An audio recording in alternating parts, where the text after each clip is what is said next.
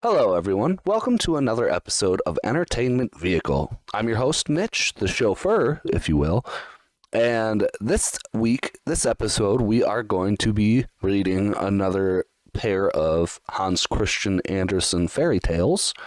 And this week, it will be the tinderbox, which I have no idea what it is, and The Emperor's New Clothes. It was either between Emperor's New Clothes or Little Mermaid, but Little Mermaid's kind of a long one, so I didn't want to do two long ones. That's what she said. Anyway, if you could you take a second to go follow the podcast on whatever listening platform you're on?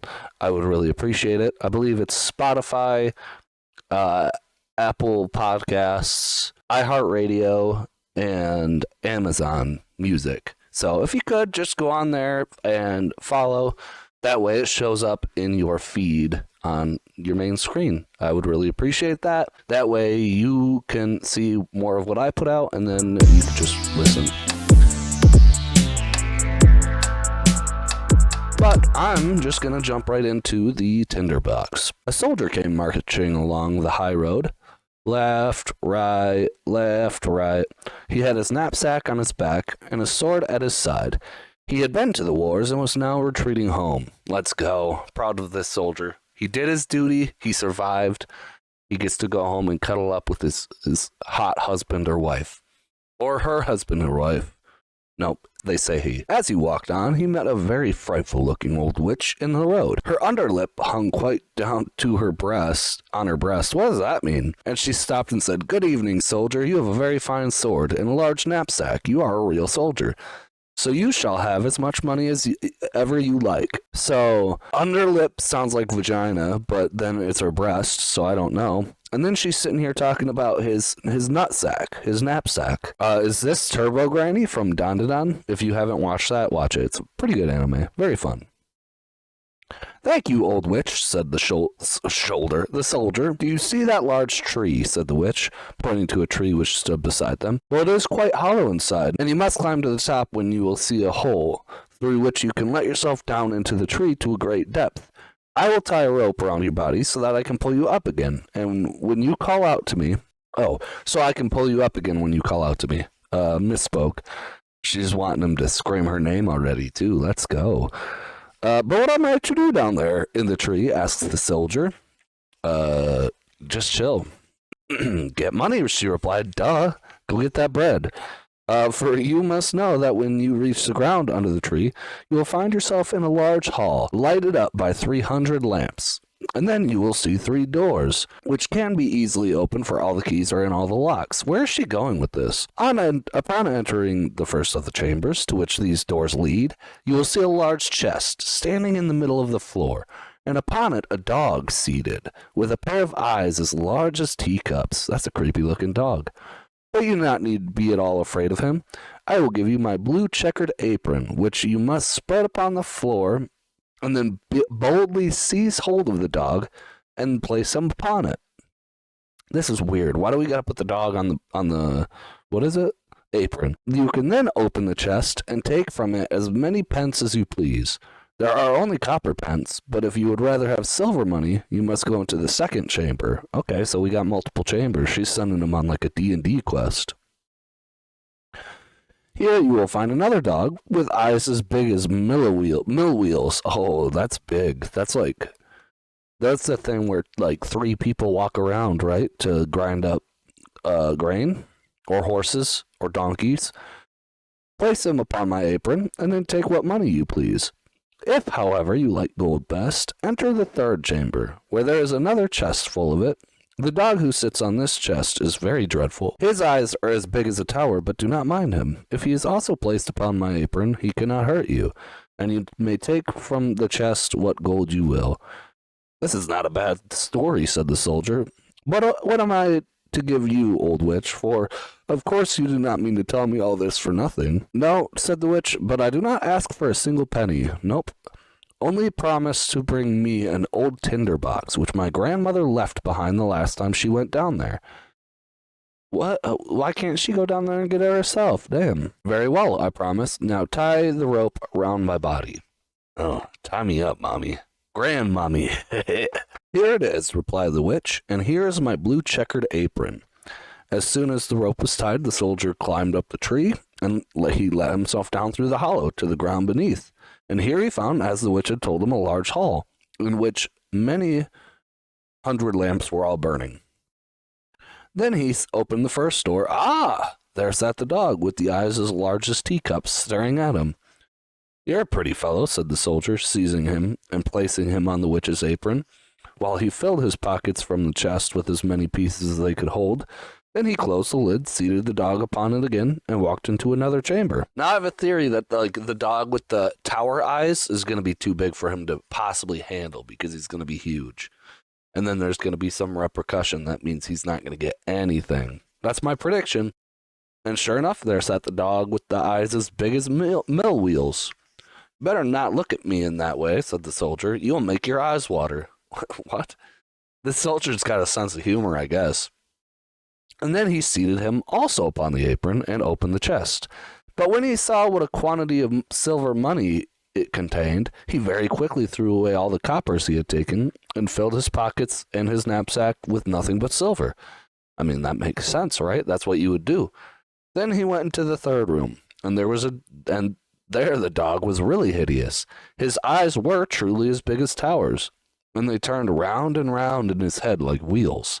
What did that even look like? I don't know. Good morning, said the soldier, touching his cap, for he had never seen such a dog in his life. But after looking at him more closely, he thought he had been civil enough, so he placed him on the floor and opened the chest. Good gracious! What a quantity of gold there was. Oh, hell yeah. I'll take all of it. Enough to buy all the sugar sticks of the sweet stuff women. What's the sweet stuff woman? Is that a prostitute? Hell yeah. All the tin soldiers, whips, and rocking horses in the world. Or even the whole town itself. There was, indeed, an immense quantity. So the soldier now threw away all the silver money he had taken and filled his pockets and his knapsack with gold instead. And not only his pockets and his knapsack, but even his cap and his boots, so that he could scarcely walk. He was really rich now, so he replaced the dog on the chest, closed the door, and called up through the tree, Now pull me out, you old witch. Have you got the tinderbox? No, I declare I quite forgot it. So he went back and fetched the tinderbox. Where was the tinderbox? Which room was it in? And then the witch drew him up out of the tree, and he stood again on the high road with his pockets, his knapsack, his cap, and his boots full of gold. That sounds like a pretty good deal. I would do it. What are you going to do with the tinderbox? Asked the soldier. Oh, that's nothing to you, replied the witch. That's, as my grandma used to say, it's a nunya. What's a nunya? Nunya business. She said, you have the money, now give me the tinderbox. I tell you what, said the soldier, if you don't tell me what you are going to do with it, I will draw my sword and cut off your head. What the fuck? Why did he start? Where did this come from? He's been civil, he got a bunch of gold for her. Why does he care? Man's not minding his own business. I don't really understand why he can't just take his pockets, his knapsack, his cap, and his boots full of gold and go. But after he says that, she's like, no, said the witch, and the soldier immediately cut off her head. And there she lay on the ground. Then he tied up all his money in her apron and slung it on his back like a bundle, put the tinderbox in his pocket, and walked off to the nearest town. It was a very nice town, and he put it up at the best inn, and ordered a dinner of all his favorite dishes, for now he was rich and had plenty of money. That's cool. I still don't understand why he had to kill the witch, though. This guy's a psychopath. I hope he doesn't go home. I hope he doesn't have a husband or a wife to go home to. I hope he doesn't even have a dog. Like, not even a good dog. Not even a bad dog. The servant, who had cleaned his boots, thought they certainly were a shabby pair to be worn by such a rich gentleman, for he had not yet bought any new ones. The next day, however, he procured some good clothes and proper boots, so that our soldier soon became known as a fine gentleman, and the people visited him and told him all the wonders that were to be seen in the town, and of the king's beautiful daughter, the princess. Ooh, maybe it's the same princess from Princess on the Pea. It's just a continuance. They get married. He's a horrible man, so she runs away, and then she's outside I'm seeing where this is going. Where can I see her? Asked the soldier. She's not to be seen at all, they said. She lives in a large copper castle, surrounded by walls and towers. No one but the king himself can pass in or out. For there has been a prophecy that she will marry a common soldier, and the king cannot bear to think of such a marriage. Oh, sounds like our guy. Huh, I should very much like to see her, thought the soldier, but he could not obtain permission to do so.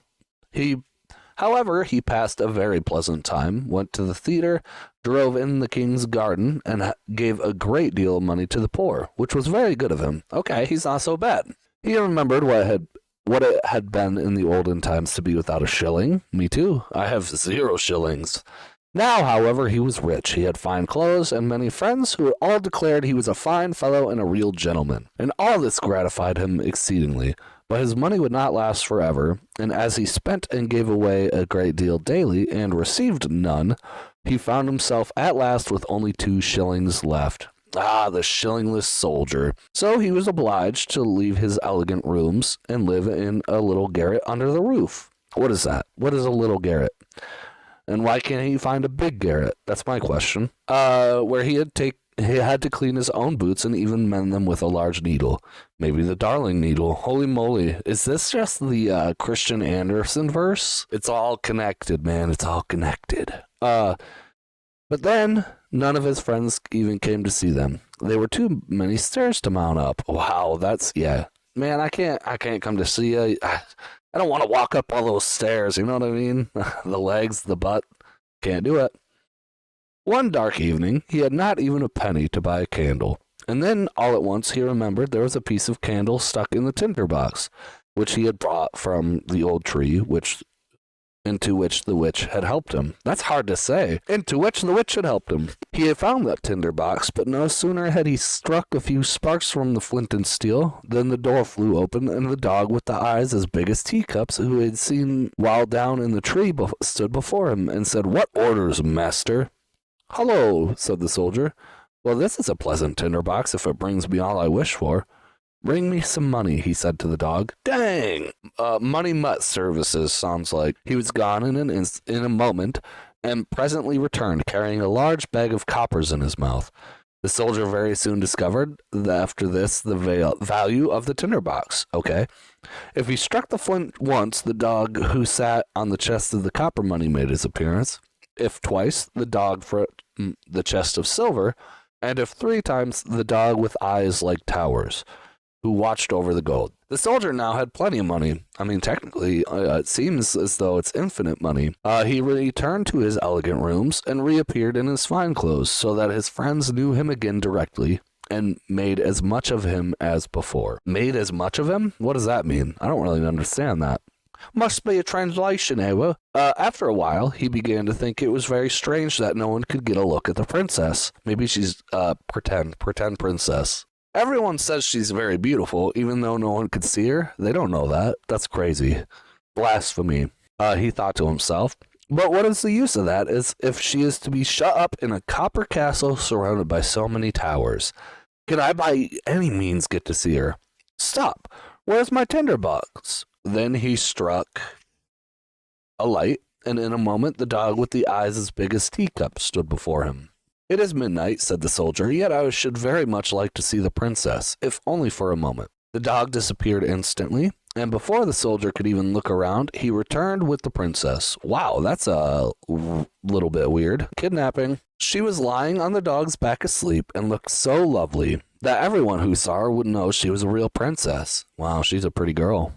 Then the soldier could not help kissing her, true soldier as he was, because he just goes around. He's the the kissing soldier. Then the dog ran back with the princess, but in the morning, while at breakfast with the king and queen, she told them what a singular dream she had during the night of a dog and a soldier, that she had ridden on the dog's back and been kissed by the soldier. Uh-oh. Her dad's sitting there like PTSD from hearing about the, what is it called? I can't think of the word. The vision or whatever for the future of her being with the soldier. He's like, ah, shit, he's come in her dreams. "That is a very pretty story indeed," said the queen. So the next night, one of the old ladies of the court was set to watch by the princess's bed to discover whether it really was a dream or what else it might be. Uh-oh. The soldier longed very much to see the princess once more, so he sent for the dog again in the night to fetch her, and to run with her ever as fast as he could. But the old lady put on water boots and ran after him as quickly as he did. What? How is she keeping up with a dog? And found that he carried the princess into a large house. She thought it would help her to remember the place if she made a large cross on the door with a piece of chalk. Yeah, he's not going to notice that. Then she went home to bed, and the dog presently returned with the princess. That's crazy. The princess gets kidnapped, and she's not like going into all-out war mode. That's definitely makes sense. Then she went to bed, and the dog presently returned with the princess. But when he saw that the cross had been made on the door of the house where the soldier lived, he took another piece of chalk and made crosses on all the doors in the town so that the lady in waiting might not be able to find the right door. That's a smart dog. Good boy. Early the next morning, the king and queen accompanied the lady and all the officers of the household to see where the princess had been, which, okay, that's appropriate. Probably should have done that last night, but I guess we'll take it. Here it is, said the king, when they came to the first door with the cross on it. No, my dear husband, it must be that one, said the queen, pointing to the second door having a cross also. And here is one, and there is another, they all exclaimed, for they all had crosses on all the doors in every direction. So they felt it would be useless to search any farther, but the queen was a very clever woman. She could do a great deal more than merely ride in a carriage. She took her large gold scissors, cut a piece of silk into squares, and made a neat little bag. What's she doing with the bag? This bag she filled with buckwheat flour and tied it round the princess's neck. And then she cut a small hole in the bag so that the flour might be scattered on the ground as the princess went along. This is crazy.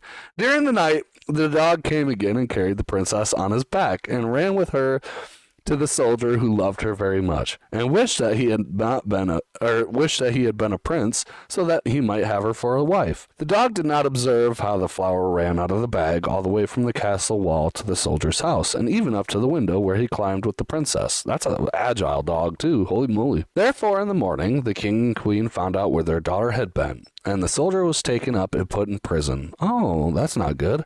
Oh, how dark and disagreeable it was as he sat there, and the people said to him, "Tomorrow you will be hanged." He did kidnap a princess, like, multiple times, so, I don't know, that's he deserves the Bowser treatment. Grab him by his butt and swing him around, you know what I mean? It was not very pleasant news, and besides, he had left the tinderbox at the end. In the morning, he could see through the iron grating of the little window how the people were hastening out of the town to see him hanged. I mean, yeah, everybody wants to go watch that. Hang the man! He heard the drums beating and saw the soldiers marching. Everyone ran out to look at them, and a shoemaker's boy with a leather apron and slippers on galloped by so fast that one of his slippers flew off and struck against the wall where the soldier sat looking through the iron grating.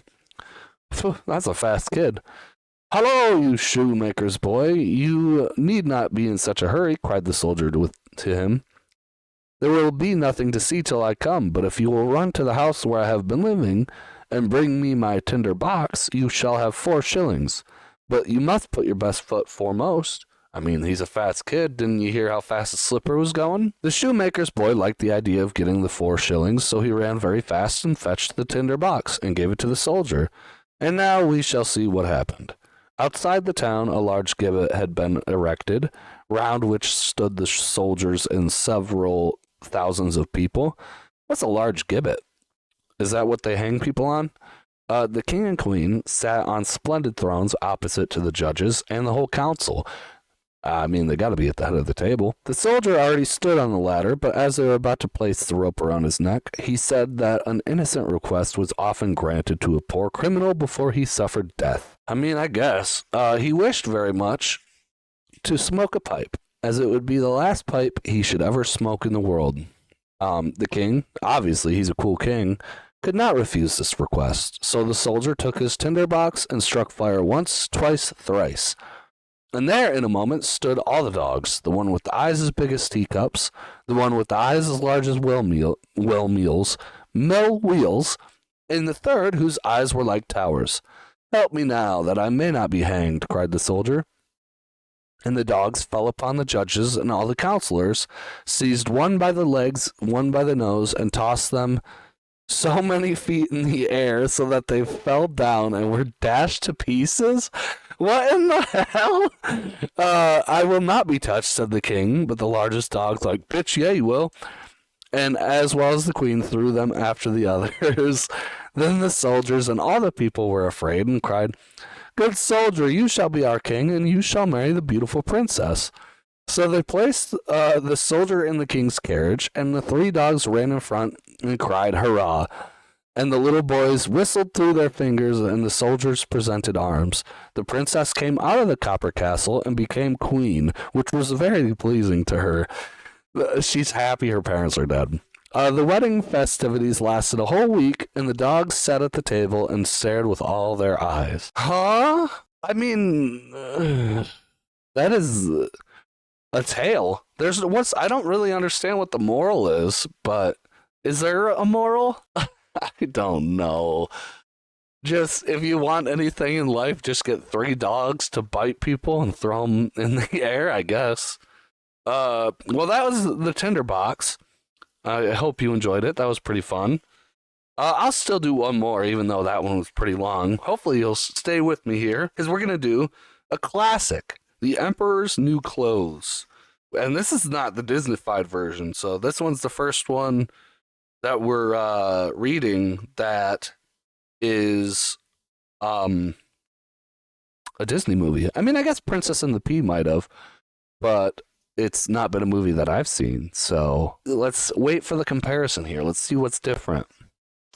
And so it begins. Many, many years ago lived an emperor who thought so much of new clothes that he spent all his money in order to obtain them. His only ambition was to be always well dressed. He did not care for his soldiers, and the theater did not amuse him. The only thing, in fact, he thought anything of was to drive out and show a new suit of clothes. That's a confusing sentence. It's saying that the only thing he thought anything of was to drive out, but they added an in fact in there that didn't need to be there. That just made it so wordy. Anyway, sorry. He had a coat for every hour of the day. That's crazy. And as one would say of a king, he is in his cabinet. So one could say of him, the emperor is in his dressing room. Okay, I mean, I guess. What does he is in his cabinet mean for a king? I've never heard of that. Anyway, the great city where he resided was very gay. Oh no, homos everywhere! Get them out! No, I'm just kidding. I'm kidding. Every day, many strangers from all parts of the globe arrived. One day, 2 swindlers came to the city. They made people believe that they were weavers. Ooh. And declared that they could manufacture the finest cloth to be imagined. King's got to get his hands on that. Emperor, I mean. Their colors and patterns, they said, were not only exceptionally beautiful, but the clothes made of their material possessed the wonderful quality of being invisible to any man who is unfit for his office or unpardonably stupid. I see where this is going. Do you? I'm not going to spoil it, but I think I do. That must be wonderful cloth, thought the emperor. If I were to be dressed in a suit made of this cloth, I should be able to find out which men in my empire were unfit for their places. And I could distinguish the clever from the stupid. Hell yeah. I must have this cloth woven for me without delay. Me too. I want it so I can keep track of you guys. You guys are the only ones amazing enough to be able to see it. For sure. And he gave a large sum of money to the swindlers, in advance, of course, that they should set to work without any loss of time. They set up 2 looms and pretended very hard at work. Pretended to be very hard at work. But they did nothing whatsoever on the looms. They asked for the finest silk and the most precious gold cloth. All they got, they did away with, and worked with the empty looms till late at night. I should very much like to know how they are getting on with the cloth, thought the emperor. But he felt rather uneasy when he remembered that he who is not fit for his office could not see it. Personally, he was of opinion that he had nothing to fear, yet he thought it advisable to send somebody else first to see how matters stood. Oh, that's smart. Everybody in the town knew what a remarkable quality the stuff possessed, and all were anxious to see how bad or stupid their neighbors were. If you guys do the review, put in here, do you think you'd be able to see the clothes? Yes or no? I think you would. I shall send my honest old minister to the weavers, thought the emperor. He can judge best how the stuff works, or how the stuff looks, for he is intelligent, and nobody understands his office better than he. That's a good choice. The good old minister went into the room where the swindler sat before the empty looms.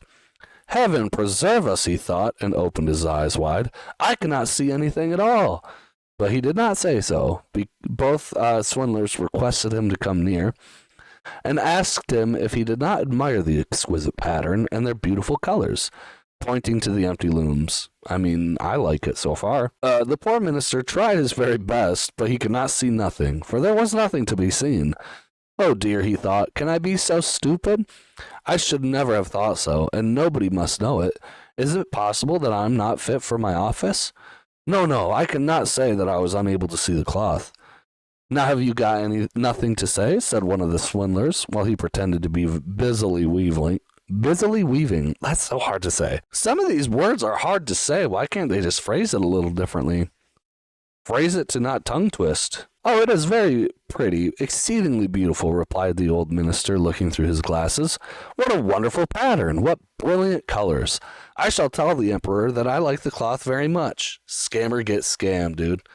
We are pleased to hear that, said the two weavers, and described to him the colors and explained the curious pattern. The old minister listened attentively so that he might relate to the emperor what they said, and so he did. Smart. Now, the swindlers asked for more money, silk and gold cloth, which they required for weaving. They kept everything for themselves, and not a thread came near the loom, but they continued, as hitherto, to work at the empty looms. I don't exactly know what hitherto means, but they're doing it. They're hithertoing. Is it kind of like a hawk to? Hitherto on it. That's when you hit your wife. Never mind. Sorry.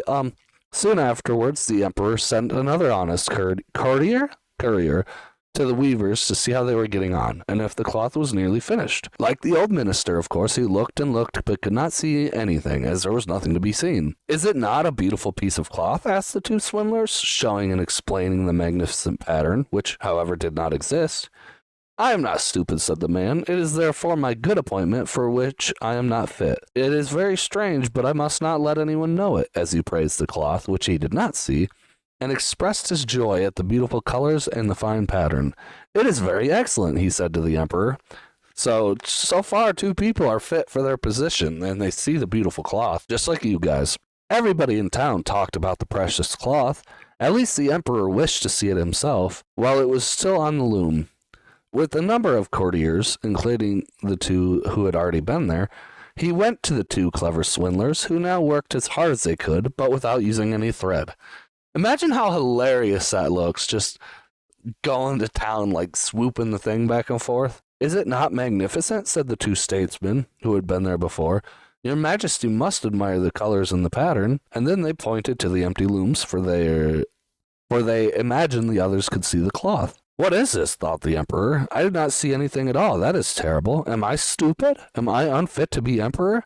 That would indeed be the most dreadful thing that could happen to me. Which, I mean, that's fair. Really, he said, turning to the weavers, your cloth has our most gracious approval. And nodding contentedly, he looked at the empty loom, for he did not like to say that he saw nothing. All his attendants who were with him looked and looked, and although they could not see anything more than the others, they said, like the emperor, oh, it's very beautiful. And all advised him to wear the new magnificent cloths at a great procession which was soon to take place. It is magnificent, beautiful, excellent, one heard them say. Everybody seemed to be delighted, and the emperor appointed the two swindlers imperial court weavers. That's a prestigious job. I want it. The whole night previous to the day on which the procession was to take place, the swindlers pretended to work and burn more than 16 candles. Wow. People should see that they were busy to finish the emperor's new suit. They pretended to take cloth from the loom and worked about in the air with big scissors and sewn with needles without thread, and said at last, the emperor's new suit is ready now. Well, he's got his new clothes. Very cool. The emperor and all his barons then came to the hall, The swindlers held their arms up as if they held something in their hands and said, these are the trousers, this is the coat, and here is the cloak, and so on.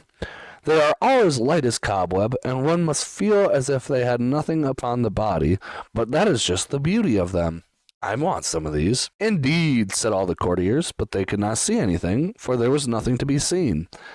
Does it please your majesty now to graciously undress, said the swindlers, that we may assist your majesty in putting on the new suit before the large looking-glass? Hell yeah, Emperor's getting naked. The Emperor undressed, and the swindlers pretended to put on the new suit, one piece after another, starting with the underwear and socks, of course, and the Emperor looked at himself in the glass from every side. How well they look, how well they fit, he said. What a beautiful pattern, what fine colors. This is a magnificent suit of clothes. Everyone really likes the colors of the Emperor's body. I do. The master of the ceremonies announced that the bearers of the canopy, which was to be carried in the procession, were ready. Hopefully they can see it. I am ready, said the Emperor. Does not my suit fit me marvelously? And then he turned once more to the looking-glass, that people should think he admired his garments. The chamberlains, who were to carry the train, stretched their hands to the ground as if they lifted up a train and pretended to hold something in their hands. They did not like people to know that they could not see anything. The Emperor marched in the procession under the beautiful canopy, and all who saw him in the street and out of the windows exclaimed, Indeed, the Emperor's new suit is incomparable.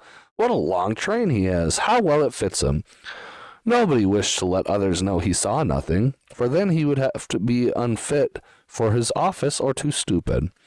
Never Emperor's clothes were more admired, because they're just the most beautiful clothes. But he has nothing on at all, said a little child at last. Good heavens, listen to the voice of an innocent child, said the father, and one whispered to the other that what the child had said. But he has on nothing at all, at last cried the whole people. That made a deep impression upon the Emperor. But he thought to himself, Now I must bear up to the end. And the chamberlains, for it seemed to himself that they were right. But he thought to himself, Now I must bear up to the end. And the chamberlains walked with still greater dignity, as if they carried the train which did not exist. So it's definitely a lot different than Emperor's New Groove. Where's Zima and Krunk? No, I know. That's definitely, it's not the same. Not the same at all, actually. But that was a decent story. I kind of wish there was more roasting of the Emperor. Like, maybe he should have been ashamed, but he didn't really seem to care. There was no resolution to his arrogance, which is kind of disappointing. Like, at least the darning needle got to be stepped on in a gutter or whatever. The Emperor didn't get shit. That's the end of those. That's the end of today's episode. If you've listened this far, thank you very much. I appreciate you. I appreciate you a lot. If you could go into the show's description, give the podcast a 5-star review. I would really appreciate it. And if you'd like to do more than that, you could click the link tree, and you can follow my socials, follow my Twitch. I stream multiple times a week if I can. I've been sick lately, so it's been rough. I'm sure you can hear it in my voice a little bit. Thank you, though. Thank you so much for listening. I hope you tune in next week. I'll figure out which ones I'm doing next week. Bye. Love you.